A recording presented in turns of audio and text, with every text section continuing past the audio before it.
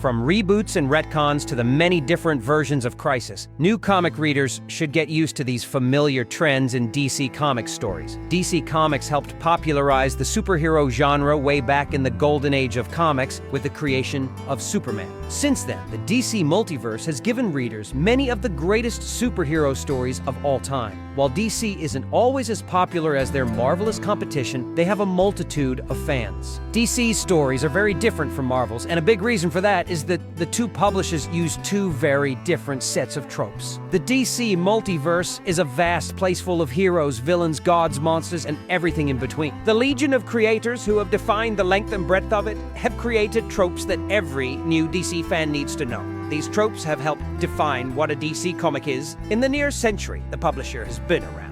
10 Superman is basically everyone's dad. This one is one of the more well-known DC tropes, but it has gone through some changes as the years have gone. While Batman is more popular nowadays, for years, Superman was DC's most popular hero and was positioned as the leader of the DC superhero community. While many aspects of the character and DC universe would change over the years, Superman's high status in the superhero community remained, to the point where he became a father figure for the heroes around him. Nightwing considers Superman such an important part of his life that his name comes from Kryptonian stories that Superman told him. Superman will often talk to other heroes during times of need, giving them a shoulder to cry on. Superman's years of adventures have made it so. Everyone looks up to him. Many younger heroes started down the road to heroism because of him. Superman's openness has made it easier for other heroes to see him more as a father figure than a colleague.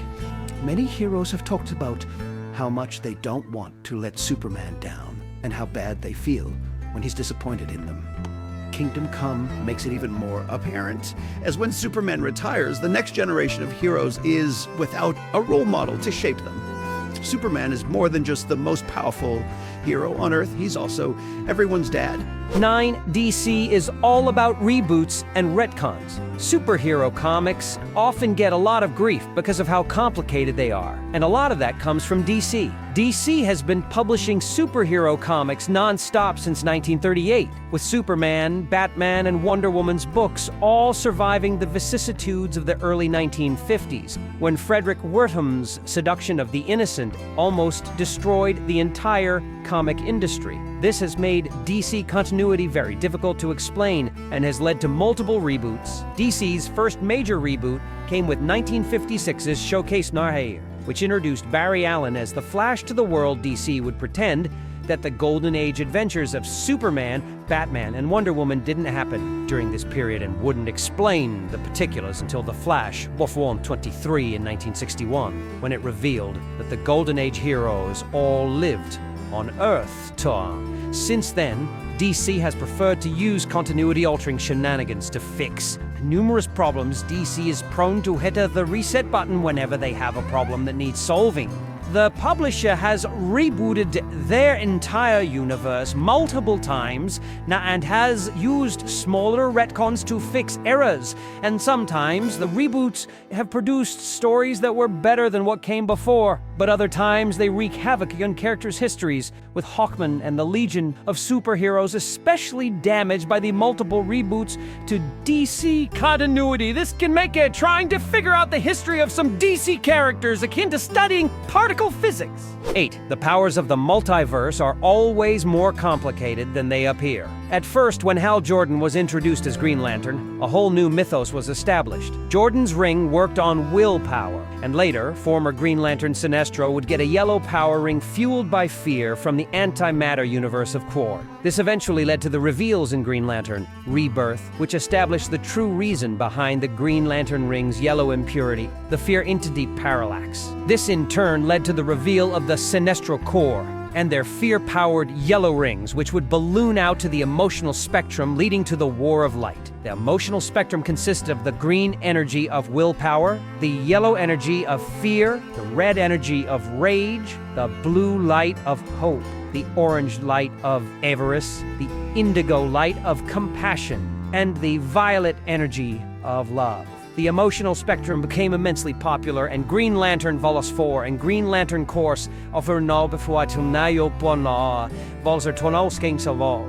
became two of the best-selling DC books on the stands. The War of Light would culminate in Blackest Night, which added the black energy of death and the white light of life to the equation in the form of the undead Black Lantern Corps and the White Lantern and its life entity. The popularity of the emotional spectrum led to DC trying to replicate it in The Flash with the Forces. The Speed Force was established as the fuel for the Flash family in the mid-90s. And during the DC Rebirth run of The Flash, readers would be introduced to the Strength Force, the Sage Force, and the Still Force. These aren't the only two examples of this either. Darkseid has the Omega effect, and Mr. Miracle has tapped into the Alpha effect. The Green, the source of Swamp Thing, and later Poison Ivy's power, was joined by the Red and the Gray. There's an anti-life equation and a life equation. Every universal force that DC introduces gets expanded on at some point. 7. Putting out event books with Crisis in the title. Event books are an inescapable part of superhero comics. This started in the early 80s, with Marvel Superheroes Contest of Champions being the first event book. Eventually, DC dropped Crisis on Infinite Earths, the publisher's first big event book. Crisis's wrestling convention comes from the Silver Age, with the Justice League of America's multiversal crossovers often using the word crisis in the Maftiles of the stories.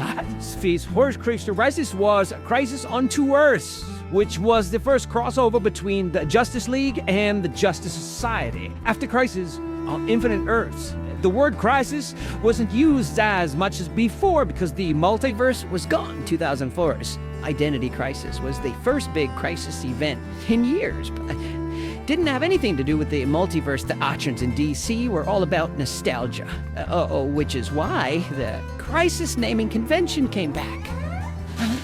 Identity Crisis led to Infinite Crisis, which led to Final Crisis, and down the road to Heroes in Crisis and Dark Crisis on Infinite Earths. DC has been using crisis in titles for over 60 years, and since the rise of the event book, its most important events have all had crisis in the name. It's gotten to the point where there are jokes about it. 6DC has multiple fictional cities. DC's first two superheroes hailed from fictional cities, Metropolis for Superman and Gotham City for Batman, and this led to more fictional cities. During DC's Silver Age heyday, new cities were created for new heroes. So for example, Barry Allen was from Central City, and Hal Jordan was from Coast City. This would open the floodgates for fictional cities with Star City, St. Roche, Midway City, Gateway City, Keystone City, and many others appearing. During the JLA Avengers crossover, Superman remarked that Marvel's Earth was smaller than their Earth because of the lack of DC's fictional cities. Most of DC's fictional cities are based on real ones. Gotham is New York City, Central City is basically St. Louis, Coast City is a generic California coast-all city. Metropolis doesn't have any one-to-one counterpart in the real-world city and is often considered the city of tomorrow. Some of these cities have been forgotten. Wonder Woman's Gateway.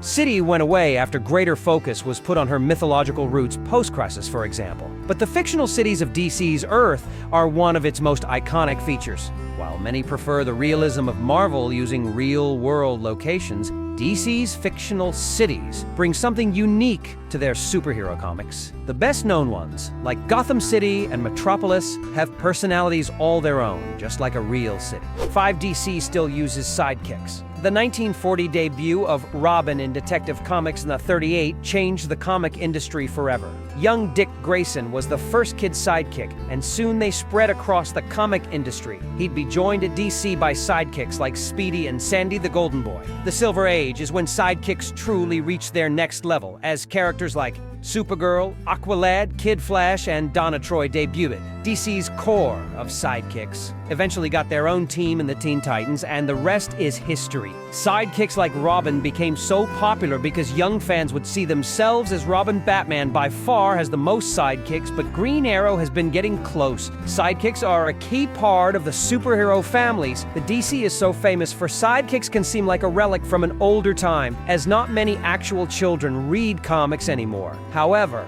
they've become a defining factor in the history of DC Comics. DC wasn't the only publisher to use sidekicks, but they made them much more important to their superhero community than any other publisher. Even today, multiple sidekicks are running around the DC superhero community. 4. Legacy is an important concept in the DC multiverse. DC and legacy heroes go hand in hand. Legacy heroes aren't the same thing as sidekicks, as they take on the names of their superheroic predecessors. Barry Allen and Hal Jordan are both technically legacy heroes, even if in Jordan's case, his Green Lantern mythos are quite different from the Golden Age Alan Scott. Superheroic legacy became a much bigger deal as time went on, especially after Crisis on Infinite Earths, when the consolidation of multiple Earths saw the heroes of WW Sidekicks from Earth 2, S, and X become a part of mainline DC history.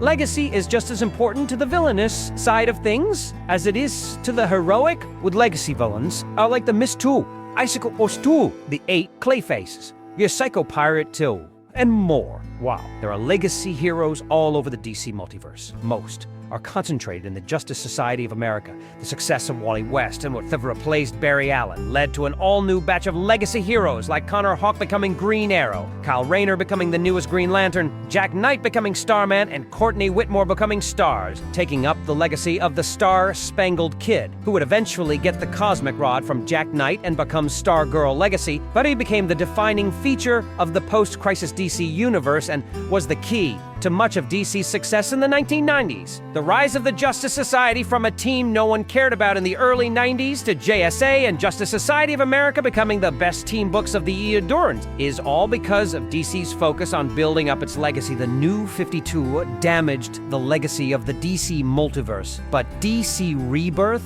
Infinite Frontier, and Dawn of DC have all done their best to bring it back to the fore. 3DC's CList lends itself well to off-the-wall concepts. The Silver Age was a massive boom time for Marvel and DC, as many of the most creative minds in the history of the comic industry churned out all kinds of heroes, and this extended into the Bronze Age. While the members of the Justice League who had their own comics, Superman, Batman, Wonder Woman, The Flash, Green Lantern, and Aquaman, were the most popular, DC was creating heroes like the Doom Patrol, Animal Man, Shade the Changing Man, Black Orchid, and more in anthology books like My Greatest Adventures, Strange Adventures, Adventure Comics, and many more.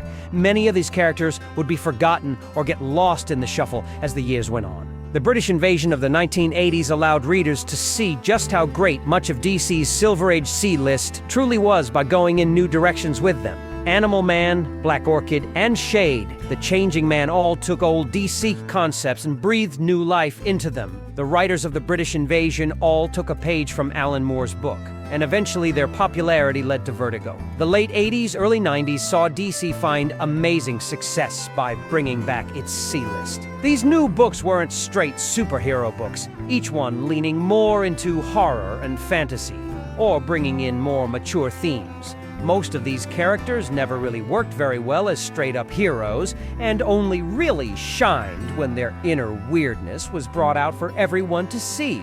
The multiverse became a defining feature of DC Comics. DC Comics didn't create the concept of the multiverse, but they brought it into superhero comics. Many credit The Flash Aim 23 as the first appearance of a multiversal world in DC continuity, but that was actually Wonder Woman, 59. The DC multiverse became the centerpiece of Silver and Bronze Age DC, with popular Earths like Earth 2 getting their own books like All-Star Comics, which returned in 1976. However, DC would believe that its multiverse made it too complicated for new readers, which is why Crisis on Infinite Earths destroyed it. Even after the destruction of the multiverse, alternate Earths still existed, as evidenced by Elseworlds Comics and JLA Earth 2. The multiverse returned in the last few chapters of 2006-52. The Multiverse's return didn't immediately bring back Silver Bronze Age-style multiversal crossovers until the New 52 set a series on an alternate Earth DC's Multiverse,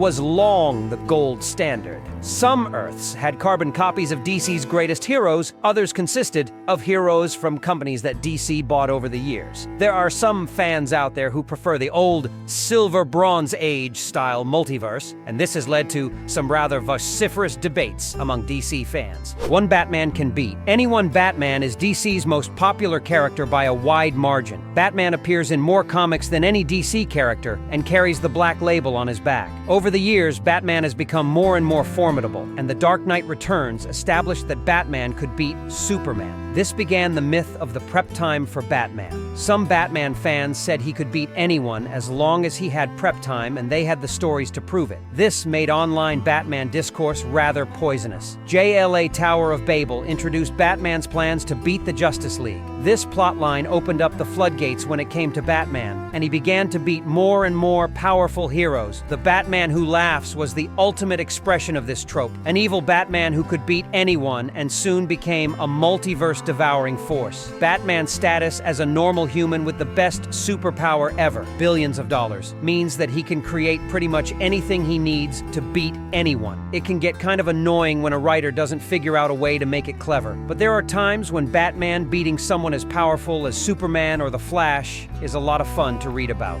With that said, thanks for watching, and until next time.